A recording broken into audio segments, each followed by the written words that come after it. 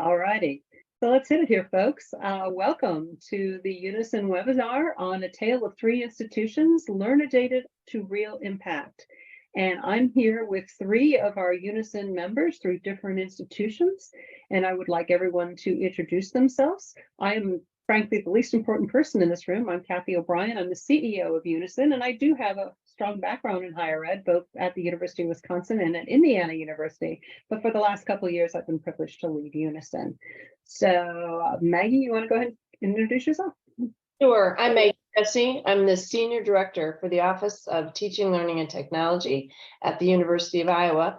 I'm a longtime member of the University of Iowa and excited about data and excited about our partnership with Unizin. Ben? Hi, everybody. I'm Ben from Penn State. I am the team lead for the Data Empowered Learning team, which focuses on learning analytics and how we can use data to support student success and to support teaching and learning. And Matthew. Hi, everyone. My name is Matt Rust. I serve as Assistant Dean for University College at IUPUI in Indianapolis, part of the IU system. And I lead a number of student success programs that learn from and utilize learner analytics that we're accessing via our partnership with Unizin. Happy to be here. Today, we're going to take you on a journey that's going to look at the Unizin Data Platform from the standpoint of where the rubber meets the road. Where does learner impact occur as a result of this large learning analytics data engine? And just a real brief history, and I promise to get out of the way very soon because you're going to want to hear from my colleagues more than me. Unizin was founded about 8 years ago as a consortium dedicated to digital transformation. It was founded on the belief that together, member institutions could innovate faster and quicker and more efficiently to bring digital transformation in a way that would promote student success and student affordability. For today, we're going to focus on student success and just on the one benefit to the Unizin membership, and that's the Unizin Data Platform. I'd be remiss if I didn't say that it was also founded on the belief that the institutions really own the data, that the data itself should not be monetized, should not be handed back to institutions in a black box, that learner data belongs to the institution by proxy and should not be sold back to the institution. And on that principle, the Unizin Data Platform was developed.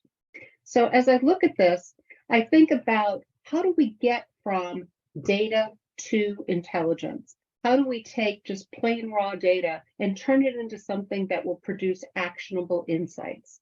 And the fact is, the only real way to do that is to take that data, model that data in a way that it can be better understood, and understood in a common way. We use the Unizin Common Data Model, but it is founded on the federal education model, so it has basis in another standard. We also heavily use the One EdTech Caliper model. And the Unizin Data Platform unifies the teaching and learning, digital teaching and learning ecosystem. And we realize that digital technologies are just part of the pedagogical picture, but today more than ever, they're a large part of that picture. The Unizin Data Platform is made up of learner data, both from the learning management system, in these cases Instructure, as well as the learning tools used by students that hang off of that learning management system and really make up the digital educational learning environment. They are then coalesced into records based on SIS information. So it makes it understandable, it makes it interrogatable, and it provides a way not only for institutional research, but also for formal academic research. The Unizin Common Data Model is constantly expanding, and we're increasing our utilization of data from other digital tools in order to better understand the student's learning journey. This is a lot of data. This is 11 terabytes of data. It can be 7 million events a day. And so one of the things that Unizin strives to do, when I say Unizin here, I'm talking internally, just internal staff, is provide curated data marts to answer a specific set of questions or a specific set of needs, such as advisors or student success staff, or teaching and learning or instructors, or students for metacognition. So our data services and solution teams tries to make the data understandable in a way that makes it easily understandable to get to actionable insights at the institutional level. Unizin is a nonprofit organization owned and governed by our members. This is absolutely critical. We are not, and you'll notice I'm not going to say the word customer except for right now. We are not a vendor, and we don't work with our partners as a vendor. Our partners go on our journey with us. They help us set our strategic goals. They measure those goals. We work together on the impacts that they have within their research on their campuses for their student success. Every member has 2 seats at our board table. They share common problems. They engage and leverage scale on infrastructure in order to be more efficient and more effective. Together, we partner on this journey. Active collaboration is beyond just our 20 some odd Unizin staff with our members. Active collaboration takes place across the consortium, between members, between inter-institutions. We learn inter-institutional communication. We learn from each other. We share lessons learned, best practices, algorithms to measure student activity, research. We even share a common application known as My Learning Analytics out of Michigan. So there's a lot of sharing going on within the consortium, as well as direct support between our institutions and Unizin through dialogue. And as I've said very briefly, I'm not going to be focusing on the other aspects of being part of Unizin. Today, we're going to focus just on digital transformation at scale and how do you get to that key impact. I am going to take a short second here in my very last slide to tell you a little bit about some of the other things, though, that are Unizin. So I've told you about the Unizin Data Platform, the UDP, if we slip and only use the acronym. Its job is to take data, again, across your digital learning environment and provide that data in a way that it can be analyzed, it can be interrogated, and it can produce real successful outcomes for your students. It can point the way. And that data is both context data and learner event data. We provide it in a common format. We provide it in a way that provides infrastructure, learning tools, and analytics, and provides support along the way. We have other infrastructure we provide to our members, and I've already talked a little bit about how we share data among our teaching and learning communities within the Unizin consortium. So with all that said, I know what you really want to get to here is what has been the impact of teaching and learning on the campuses. And when I say campuses, Unizin Consortium represents about 60 plus campuses. Many of our members are system members, and it represents about 750,000 students. So with all that said, I'm going to pose this question to the panel here.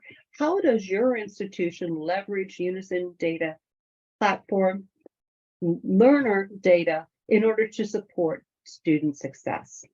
And we'll kick it off with Penn State. So hi, everyone. Again, I'm Ben from Penn State. I did neglect to mention in my introduction very quickly that our teaching and learning organization at Penn State is embedded in our central IT unit. So as an employee of central IT, I have to start this presentation by bringing up a network diagram. And so if you wouldn't mind going to the next slide. Where I can show a little bit more about how we actually leverage the data. So let's talk about where we're getting all the data from and how we're actually pulling it together before I show you how we're using it to support student success. So at the beginning, as you can see here, we have multiple things on this graph. On the left-hand side, we see that we are getting multiple event data and all this data that we are collecting thanks to Unizin, that they are normalizing that data for us. So instead of having to go out and collect all of those that data by connecting to the APIs individually, they are collecting that and they are normalizing it so that they can tell us that a student that is X in Canvas is also the same student that has a different ID in Zoom, that has a different ID in Kaltur and a different ID in Top Hat. They normalize that so we can see that, and we can walk across those tables and see that those are the same people. And so what we do is we take that data that we're getting from Unizin, which is getting us at all of that rich learner data, and we are combining that with other information sources that we have here locally at Penn State. So we're combining that with what you see on the page here, that we're combining it with our advising data. Penn State is a Starfish Hobson's advising school, so we use their advising platform to manage all of our academic advising relationships with students. So we take that data and we combine it with the learner event data, along with our other SIS data that tells us more about when the student was admitted, what programs they're in, what their course schedules are, what their upcoming schedules are, et cetera. And we merge all of that together into an analytic cloud. a analytic cloud that we pull from this source every 24 hours in order to update it. And the next slide, I'll show you how the sausage is made.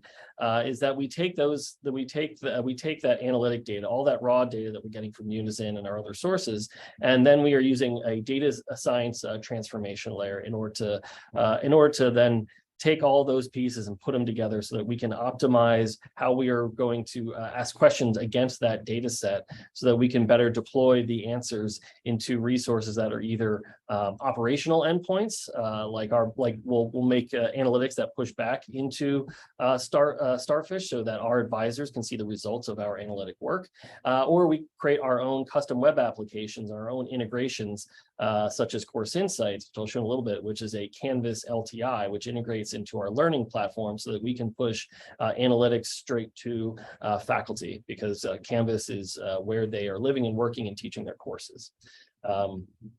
And go on to the next slide. So these are the two endpoints that I was talking about. I just mentioned. I'll just reiterate here.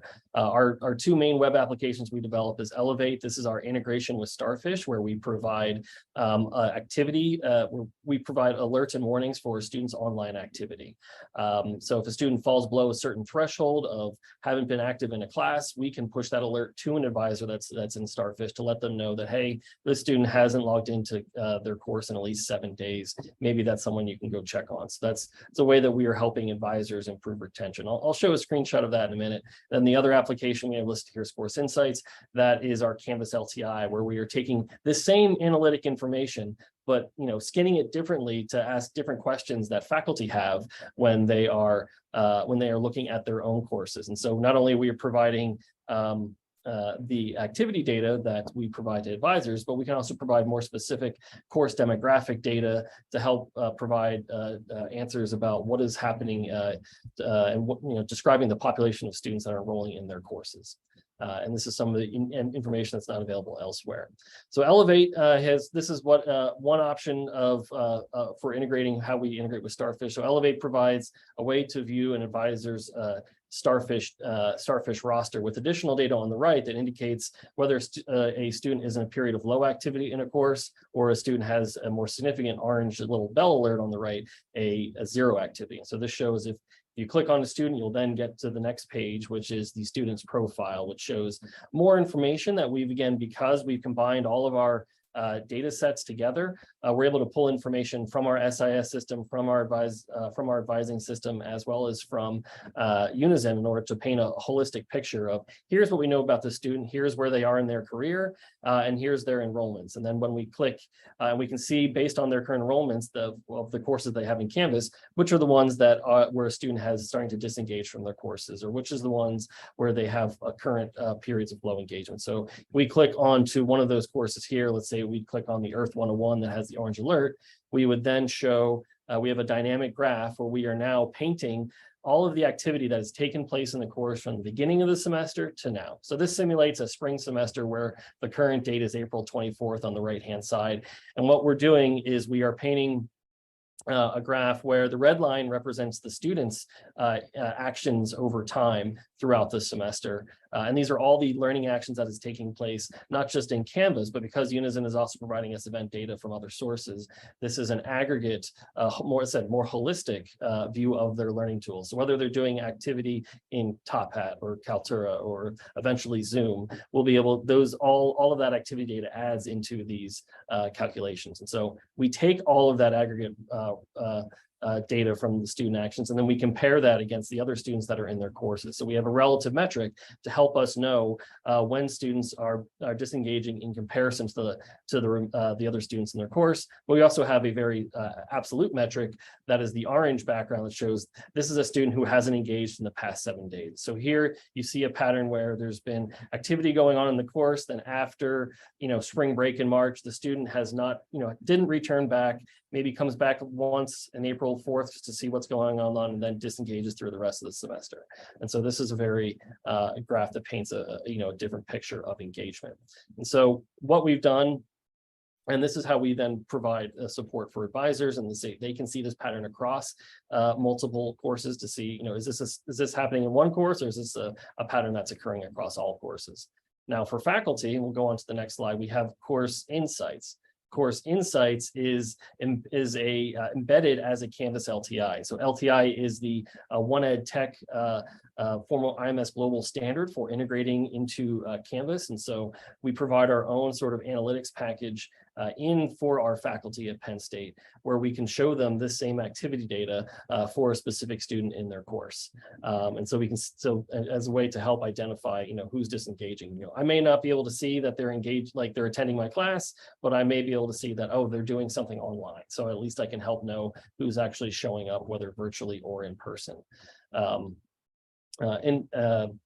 so that is Course Insights. The last slide I want to show you here is another view of Course Insights, where we're looking at, we also show how data looks in comparison from Canvas and Top Hat, show how we're getting data from multiple sources together.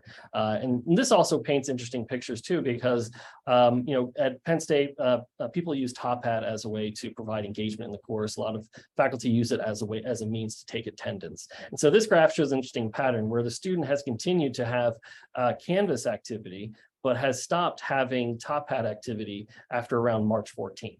And so we did some investigation. Well, why is that?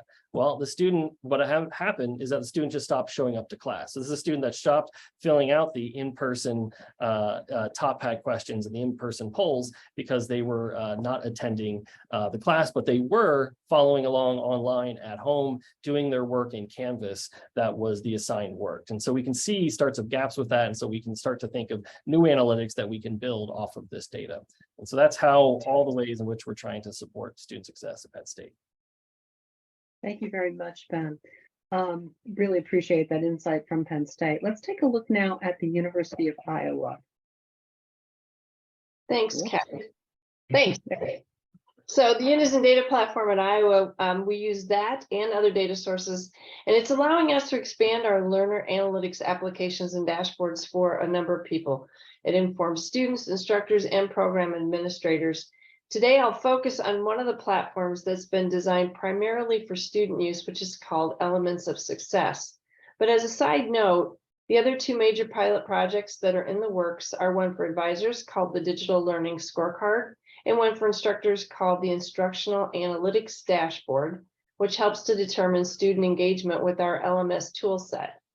But first, let's go to the next slide, please. Thanks, Kathy. Today, I'm going to highlight Elements of Success, and I'm going to start with the problem statement. And this problem statement was brought to us by a faculty member in 2014. The course he was teaching was an intro chemistry course with over 1,000 students per semester, and he was very frustrated in his ability to help incoming students understand the grading process for a large course, and he wanted a better way to communicate that information so that he could focus more on his teaching and the content.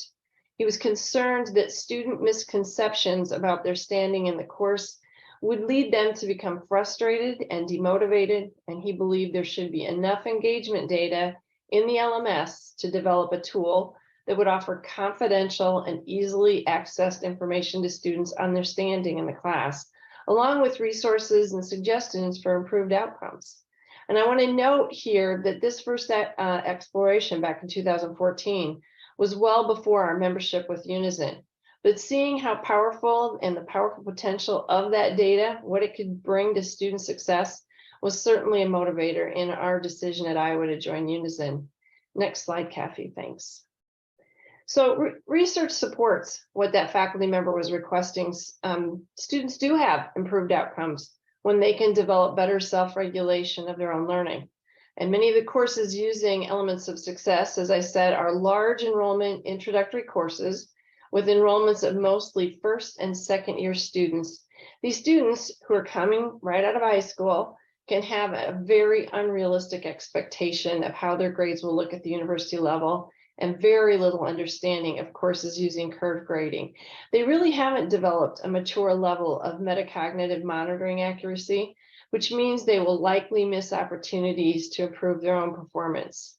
The good news is that we now have the engagement data we need to create effective visualizations and communication tools that help students develop those monitoring skills, leading to improved performance. So research and application development staff at Iowa teamed up with that faculty member to develop Elements of Success.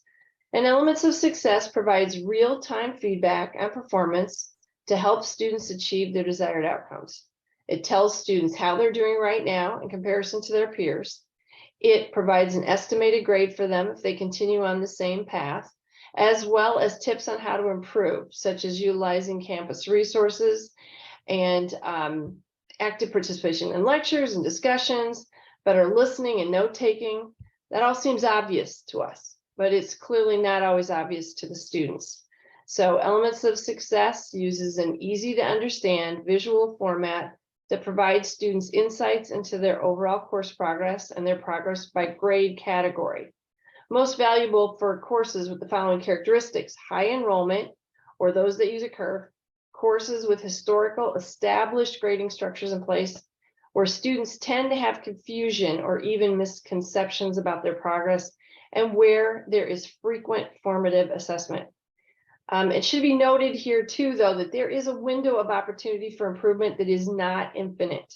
In other words, Elements of Success needs to be made available as soon as possible after early assignments so that students have plenty of time in the semester to make adjustments. Next slide, please, Kathy. Thank you. I'm going to flip through a bunch of slides pretty quickly here, just to give you a sense of the visualizations seen by students. These visualizations have evolved substantially over the past few years based on focus groups, surveys, and feedback by faculty and students, because we want this tool to be useful to all of them in the best ways possible. Next slide. So as an LTI in our LMS, the link is made available in the course by the instructor within the first 2 to 4 weeks, really right after that first graded assignment. And you can see the link there on the left side of the Canvas navigation bar. Next slide. The visualization indicates the weekly progress for each grade category. So here you can see it's listing out the placement for a student in exams, in-class participation, online quizzes, online surveys, so forth. It gives the total score for the course, the class average, and indicates where the student falls within each of those categories. Next slide. It offers a percentile rank and the current estimated grade if the student makes no changes in their study practice. In this example, the student ranks in the 60th percentile of their course and are currently on pace to earn a B. And then there's the disclaimer that it could be lower or higher depending on their performance. Next slide, thank you. There are different graphs and charts available for students to choose which one works best for them. In this example, students see the total points available and the average points for the class as a whole, and their points in relation to those two indicators. Next slide.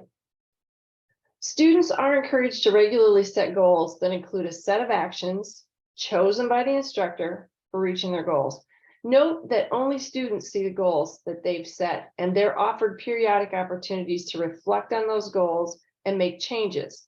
Instructors never see the goals chosen by the students, since what we're doing here is attempting to build their own metacognitive ability to understand where their goals will get them.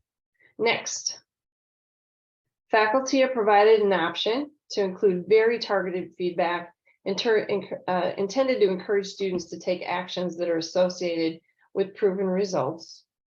And finally, last slide, campus resources are highlighted based on information about the student. In this instance, a business student is reminded of the business library. Others might be reminded of tutoring services in a specific residence hall, etc.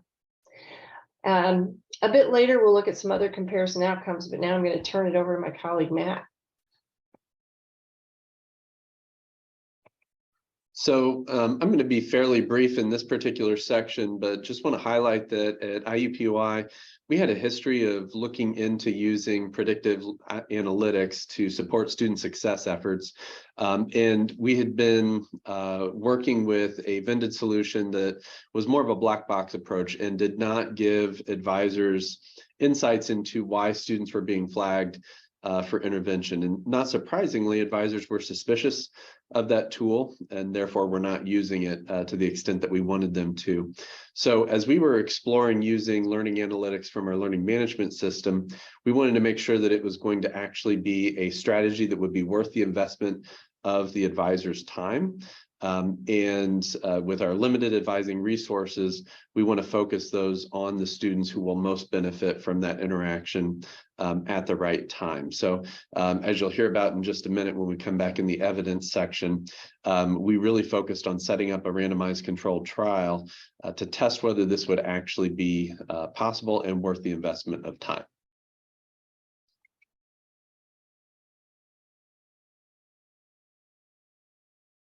Thank you, Matt. That's a great segue to where we're going now. What we're really looking at now is these are all well and good, but what evidence do you have, anecdotal or formal academic research, that proves this impact? And so we're going to open with discussion of that evidence from Penn State.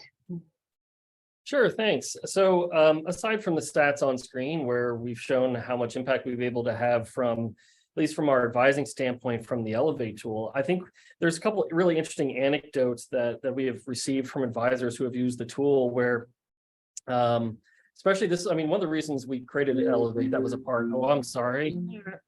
Sorry about that. One of the one of the interesting stories about Elevate is that I didn't share yet, that it was actually created during the pandemic. And so one of the main uses of the tool was actually identifying students that were disappearing from their courses because they were getting sick or they were having to go home to take care of family members. And so we heard a lot of success stories from advisors being able to use the tool to help find students, and in some cases, whether it was to help them be proactive and asking for support from their faculty and teachers to get permission to work remote, or just to maybe or help do that communication with them, because sometimes they were so sick that they couldn't do it themselves. But also in other cases, maybe they also helped see if they could get refunds or other ways that they could get money back for not being able to participate.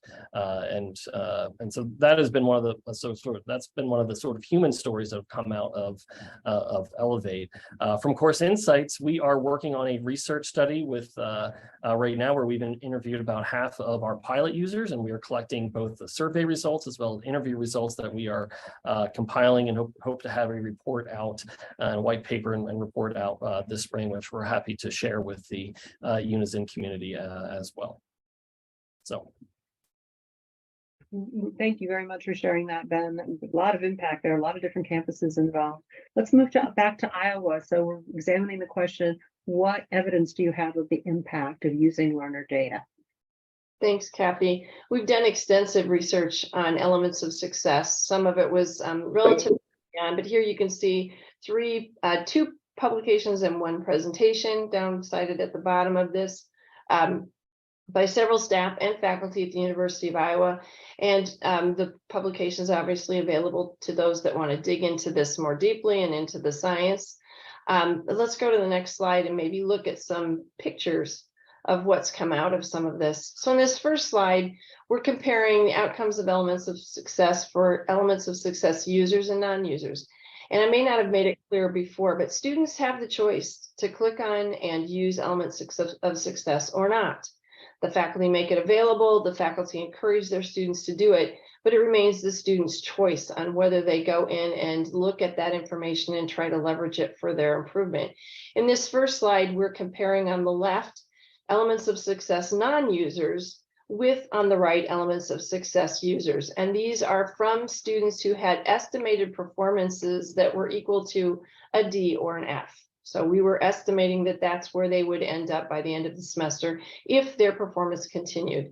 And you can clearly see in this example that the elements of success users had much better outcomes than those of the non-elements of success users. If you go to the next slide, on this slide, the researchers controlled for GPAs. And even here, we still saw extensive and much greater success for those students who used elements of success.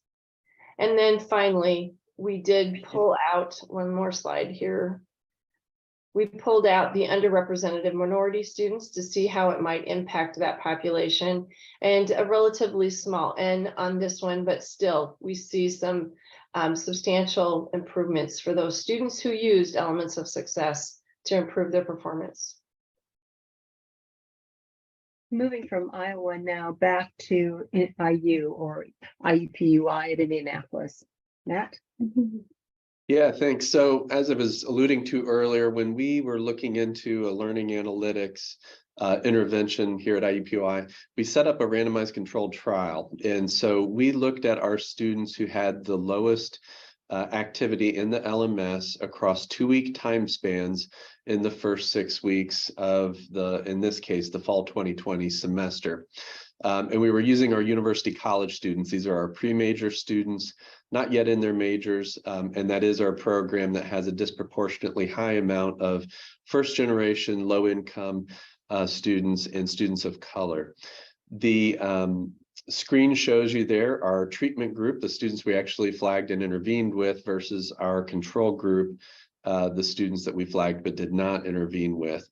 And the difference was not in the number of meetings. The advisors were meeting with roughly the same amount of students, or with students at the same rate, regardless of which group they were in.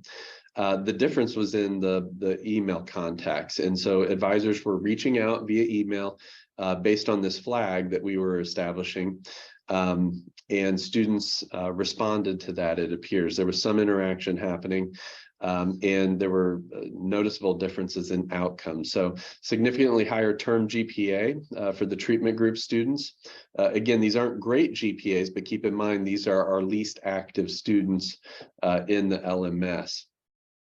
There was a 10-point difference in persistence to the next semester, and that gap had widened to a 14-point gap looking ahead to the next year. So really impressive results showing that this had some impact. And again, this was set up as a randomized controlled trial so that we could try to tease out that unique effect. If we go to the next slide, the way we were flagging students, this mattered because we wanted it to be something that was interpretable by the advisors, and that was something that was based on, a fairly logical set of variables. So this is showing the current activity score that we calculate, how we're doing that. And so it's based on these 4 variables that are easy to understand: assignments submitted out of assignments due, total active minutes across a 2-week time span, and then total sessions or logins across a 2-week time span. And we are now doing that, normalizing that at the class level, so that students are, of course, being compared against the other students in each enrollment section. And if we move on to the next slide, this just gives you a sense of how sensitive the score is. The x-axis there is splitting the groups or the students up into even quartile or octiles of activity in the system, and showing you what percentage of each octile ended up with less than a 2.5 term GPA in spring 22, so the most recent completed semester. And this is also breaking out by class standing, just highlighting that this very rough course activity score is useful for flagging across all levels of our class standing. Thank you very much. One of the things that's most important when dealing with learner data is how do you think about it from a privacy standpoint? What considerations were given to ensure the privacy of that data? And I know that anyone just beginning their journey, and many of our institutions will tell you they're just beginning their journey, this is something that concerns them. So if we could learn a little bit about your collective experience, let's start with Penn State, please. There we go. Sure. So as a result of a lot of our work in looking at activity data that's happening in Canvas, we've, as you might imagine, we've actually forged a really good relationship with our privacy office on campus. And so we've actually helped them pioneer a new process at Penn State called the Privacy Impact Assessment. And the Privacy Impact Assessment is a form that we submit anytime that we are looking to expose a new field or provide data to any of our end users, whether that's a faculty or an advisor. Anytime that we have an idea, we actually run it by them first in order to help evaluate, is there a privacy concern or consideration with exposing this, with this information, be able to validate this, not just with the privacy office, but then working closely with our registrar office as well, and other people to basically have have an understanding at a leadership level across Penn State, what is happening in terms of data access, acquisition, and making sure that it is staying as secure as well. Thank you very much, Ben. So let's move to the very last question here. And that is, okay, what's next for each of the members of Unizin in their journey using learner analytics? What do you perceive your next steps in that journey to be? And so let's start again. Sorry, Ben, with you. Right. Yes. Yes. This is fine. This didn't come up in the EDUCAUSE, but yes, this is so what we've done at Penn State is that we're looking to differentiate ourselves between what is, especially when you think of learning analytics, of what has traditionally been done in like an IR sort of perspective, where and from an IR perspective, you're typically looking at population level data, looking at population trends. You're also looking at data that's almost always occurred after the fact. It's at the end of the semester when you know what the DFW rate was for your courses, and those reports almost always go upwards to the upper levels of the university. Well, what we're looking to do is to change that dynamic from with learning analytics by supporting decision making in real time. So we know during the middle of the semester who are the students that are actually failing, who are the students that are actually withdrawing, what can we do to them to help retain and support those students. And so a lot of our analysis that we're working on is aimed actually downwards at the people that are that often make some of the most important decisions with retention. Those are the academic advisors of the faculty. Those are the people who are closest to supporting students. And so that's where we've sort of focused our lens toward. And while so far we've hit in instructors and advisors, we've been talking with a lot of people across our university about what are other needs for this data. And so a couple other needs, and we're still trying to figure this out, but this is just sort of a general graph of like who else could we be helping with this data. And so from a teaching and learning perspective, there's there's been interest from both our instructional designers as well as curriculum administrators, people in charges of majors and departments, to say, well, what does this information look like for my course and for my series of courses? What tools and events are actually taking place that we could then map to be able to provide information to answer questions in real time for them. And we hear the same thing from department administrators, or at Penn State we're a Commonwealth system, so we have our University Park campus, but we also have a dozen other campuses spread across the state. So for those chancellors at other Penn State campuses, what information can we deliver them that they aren't sort of getting that would be a real-time way to help students succeed? And then lastly, from the IT perspective, it's interesting that we see numbers of. We know how many licenses are issued. We know how many. We know how much we're paying for. But it'd be interesting to see that as we get this event data coming across, we can get that data back to say, okay, well, we may have paid for, let's say, 50,000 licenses for X tool, but we find out that we can find out, okay, well, what majors and what courses are they using them, and how much is actually used on a regular basis. And so we can either help provide additional support to provide additional instructional support so that it's used more broadly, or we can have a better sort of standpoint from which in order to leverage future discussions so that we can have a better stature for a negotiation. So those are all the potential. There's so many potentials going forward, but as I said, we're still trying to choose where our next steps are, but those are some of the areas in which that are interesting to us going forward. I find that interesting. You divided it by audience, who you will serve next, so to speak. Mm-hmm. Anyone else wish to share their next step in their journey? Yes. Sorry about that. Yeah, so we had previously been just simply sharing spreadsheets with advisors of the activity score information that was pulled out of our LMS. And obviously that's clunky. It's not ideal. It doesn't make sense in this day and age. If you move to the next slide, we are still a long ways off from having the sophisticated charts that you saw from the other institutions, but our university IT office was willing to start pulling this in from the UDP feed because we showed the impact that we had by intervening using these data. And we were able to show that folks were actually using the data to intervene. And so again, this is just this is still a good step forward. It's not where we want to end up, but we're excited to be moving forward this way. Thank you. And again, everybody's on this journey together, and it's important that we share the lessons learned. We see, as you say, the pretty graphs and everything, but the fact is we take the journeys that are appropriate at each of our own institutions and the path forward from there. Maggie, it sounded like you wanted to share your journey forward as well, so we've got a little time then, please. I just want to reiterate what Ben said about the difference between the institutional research, institutional type data we have looked at in the past for metrics and things, and what we're doing with learner analytics. And we're working very hard on bringing the literacy of our faculty up by forming faculty groups that are talking about data-informed teaching. This is a really new concept for many of our faculty, and just watching those groups talk about the potential is where now we're focused on that to help us make the next steps. We've created things in the past few years based on smaller problems with 1 or 2 faculty that have become great prototypes, proofs of concept for our faculty, and proof that they work. But now bringing up that literacy, building up an understanding across our campus about the difference between IR and learning analytics is really, I think, it's critical on our campus. And I was really pleased to see you put that in your slide, Ben. Thank you. So before we end here, I do want to say that the Unizin board got together at EDUCAUSE and decided on 3 new strategic objectives, one of which I'll bring up here because I think it's particularly pertinent to what we've discussed here.